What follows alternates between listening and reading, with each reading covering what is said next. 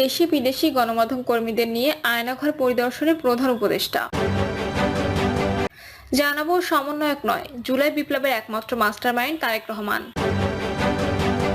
নির্বাচন প্রশ্নে আশ্বস্ত হয়েও সরকারকে চাপে রাখবে বিএনপি। এবং সর্বশেষ জানাবো মাইকে ঘোষণা দিয়ে আওয়ামী লীগের হামলা, বিএনপির 4 নেতা আহত। শুনছিলেন সংবাদ শিরোনাম, এবারে বিস্তারিত।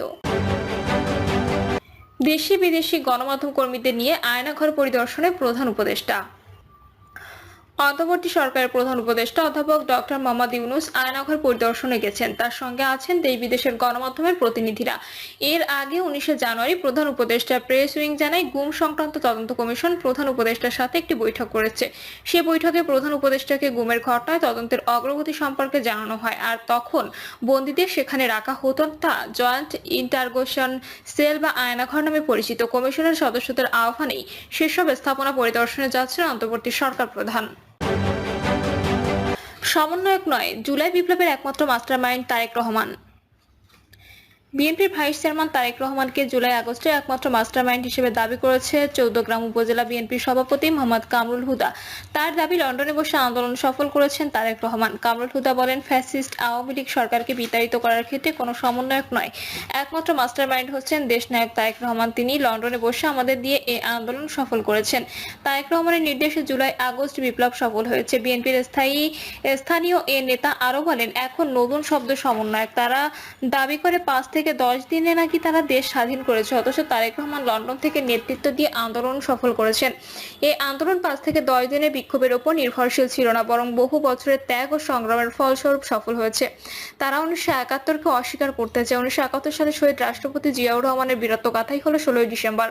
16 ডিসেম্বরকে বিতর্কিত করা যাবে না জানিয়ে কামরুল হুদা বলেন, যারা 1971 সালে স্বাধীনতার বিরোধিতা করেছে তারাই আজ বিএনপিকে ক্ষমতার বাইরে রাখতে ষড়যন্ত্র করে যাচ্ছে। নির্বাচন প্রশ্নে আশ্বস্ত হয়েও সরকারকে চাপে রাখবে বিএনপি।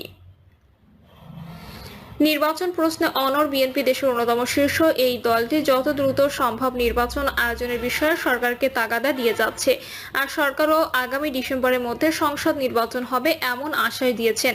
এরপরও একটি মহল থেকে বাধা আসতে পারে বলে ধারণা করছেন দলটির নীতি নির্ধারকরা। তাই দ্রুত রোডম্যাপ ঘোষণার মাধ্যমে নির্বাচন আদায় করতে সরকারকে চাপে রাখার সিদ্ধান্ত নিয়েছে তারা। বিএনপির উচ্চ পর্যায়ের নেতারা বলেন, সরকারকে বেকায়দায় ফেলার উদ্দেশ্যে এই চাপ সৃষ্টি করা হচ্ছে না।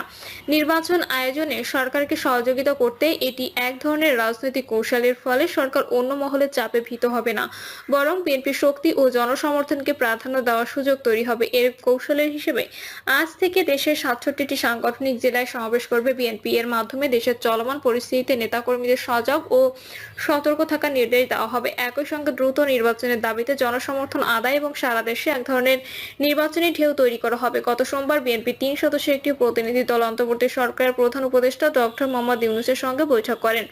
বৈঠক শেষে দলটির মহাসচিব মির্জা ফখরুল ইসলাম আলমগীর জানান, সরকার আগামী ডিসেম্বরে নির্বাচন আয়োজনে কাজ করছে। বৈঠকে প্রধান উপদেষ্টাকে দেওয়া লিখিত বক্তব্যে বিএনপি বলেছে, কোনো মহলের রাজনৈতিক ফায়দা হাসিলের এজেন্ডা যেন সরকারের কর্মপরিকল্পনার অংশ না হয়, সেদিকে সজাগ দৃষ্টি রাখা বাঞ্ছনীয়। দলটির এমন বক্তব্যে স্পষ্ট হয়েছে যে একটি বিশেষ মহল নির্বাচন প্রলম্বিত করার যে চেষ্টা করছে এবং এ বিষয়ে তারা ওয়াকিবহাল আছে। সেজন্য বিএনপি বিষয়টি সরকার প্রধানের নজরে এনেছেন যাতে ওই মহলের চেষ্টা সফল না হয়। বিএনপির কর্মপরিকল্পনা প্রণয়নের সঙ্গে যুক্ত একজন নেতা বলেন, অন্তর্বর্তী সরকারে কোনো উপদেষ্টা ক্ষমতায় থেকে রাজনৈতিক দল গঠনের প্রক্রিয়া জড়িত হয়েছেন মর্মে জনমনে সংশয় সৃষ্টি হয়েছে। এই প্রক্রিয়া প্রশাসনতন্ত্রকে ব্যবহার করার নানা প্রকার লক্ষণ ক্রমে প্রকাশ পাচ্ছে, যা দেশ ও গণতন্ত্রের জন্য মোটেই শুভকর নয়। জনগণের প্রত্যাশা অনুযায়ী যথাযথ গণতান্ত্রিক রাজনৈতিক প্রক্রিয়ায় যে কোনো দলের আত্মপ্রকাশকে বিএনপি স্বাগত জানাবে, কিন্তু এটিকে উপলক্ষ বানিয়ে নির্বাচন প্রলম্বিত করার চেষ্টা করা হলে তা মেনে নেওয়া হবে না। বৈঠকের পরে রাতেই গুলশানে বিএনপি চেয়ারপারসনের কার্যালয়ে জাতীয় দলের স্থায়ী কমিটির সভা অনুষ্ঠিত হয়।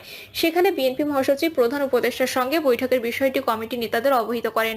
মির্জা ফখরুল থেকে বৈঠকের বিষয়বস্তু জেনে নীতি নির্ধারকরা ডিসেম্বরের মধ্যে নির্বাচন আয়োজনের বিষয়ে আশ্বস্ত হয়েছেন। নাম প্রকাশে অনিচ্ছুক স্থায়ী কমিটির একজন সদস্য বলেন, বর্তমান সংকট থেকে উত্তরণের জন্য নির্বাচন ছাড়া বিকল্প নেই। মনে হচ্ছে এই সত্যটা সরকার অনুধাবন করতে পেরেছে। তারপরও একটি দল ও একটি পক্ষ নির্বাচনের বিষয়ে বিরোধিতা করে এক ধরনের ভীতি তৈরির চেষ্টা করছে। সরকারের উচ্চ পর্যায়ের মধ্যে যাতে এই ভীতি যেন সৃষ্টি না হয় সেজন্য বিএনপি তাদের সমর্থন ও সহযোগিতা করবে। স্থায়ী কমিটির সভায় নেতারা বলেন, সংস্কারের নামে নির্বাচন প্রলম্বিত করতে একটি দল সরকারকে নানাভাবে চাপে রেখেছে। বৈষম্য বিরোধী ছাত্র আন্দোলনের নেতারা নতুন রাজনৈতিক দল গঠনের পর সারা দেশে সংগঠন গোছাতে সময় চান। তাছাড়া সংস্কারের আগে নির্বাচনের বিষয়ে তাদের ঘোর বিরোধিতা আছে। বিএনপি নেতাদের অভিমত, এমন অবস্থায় দ্রুত নির্বাচনের দাবিতে দেশব্যাপী কর্মসূচির মধ্য দিয়ে সরকারকে পাল্টা চাপে রাখতে হবে। জেলা পর্যায়ের সমাবেশে বড় জামায়াত করতে পারলে বিএনপির শক্তি ও সমর্থনের বিষয়টি সরকার উচ্চ পর্যায়ের নজরে যাবে। সমাবেশে জামায়াত ও জনসমর্থন রোডম্যাপ ঘোষণা করতে সরকারের উপর যেমন চাপ তৈরি করবে, তেমনি বিএনপি অবস্থানের কারণে তারা ভরসা পাবে। বিএনপির স্থায়ী কমিটির সদস্য ইকবাল হাসান মাহমুদ টুকু বলেন, প্রধান উপদেষ্টার আশ্বাসে অন্ধকারের মধ্যে আলো দেখা গেছে। এখন রোডম্যাপ ঘোষণার মাধ্যমে দেশকে নির্বাচনমুখী করতে হবে, তাহলে যেসব সংকট তৈরি হয়েছে তা কেটে যাবে। স্থায়ী কমিটির সভায় নেতারা আরো বলেন, পতিত ফ্যাসিবাদের দোসরদের নানামুখী ষড়যন্ত্রের পরিপ্রেক্ষিতে অবিলম্বে একটি গ্রহণযোগ্য, অবাধ ও সুষ্ঠু নির্বাচন হতে পারে বিশৃঙ্খল পরিস্থিতি থেকে উত্তরণের একমাত্র পথ। বিএনপির দায়িত্বশীল একটি সূত্র জানিয়েছে, প্রধান উপদেষ্টার সঙ্গে বিএনপি নেতাদের বৈঠকে জুলাই ঘোষণাপত্রের বিষয়ে আলোচনা হয়েছে। ওই আলোচনার অংশ হিসেবে আগামী কয়েকদিনের মধ্যে বৈষম্য বিরোধী ছাত্র আন্দোলনের নেতাদের সঙ্গে দলটির বৈঠক হতে পারে। এছাড়া সরকারের পক্ষ থেকে বিএনপিকে জানানো হয়েছে 15 ফেব্রুয়ারি জাতীয় ঐক্যমত্য গঠন কমিশনের প্রথম বৈঠক হবে। এই বৈঠকে রাজনৈতিক দলগুলোকে ডাকা হবে। বৈঠকে রাজনৈতিক দলগুলোর কাছে অন্তর্বর্তী সরকারের নেওয়া সংস্কারের পদক্ষেপগুলো ব্যাখ্যা করবেন প্রধান উপদেষ্টা ডক্টর মোহাম্মদ ইউনূস। এই বৈঠকের পর বিএনপি রোডম্যাপ প্রত্যাশা করে বলে জানান দলের দায়িত্বশীল নেতারা। মাইকে ঘোষণা দিয়ে আওয়ামী লীগের হামলা, বিএনপির 4 নেতা আহত।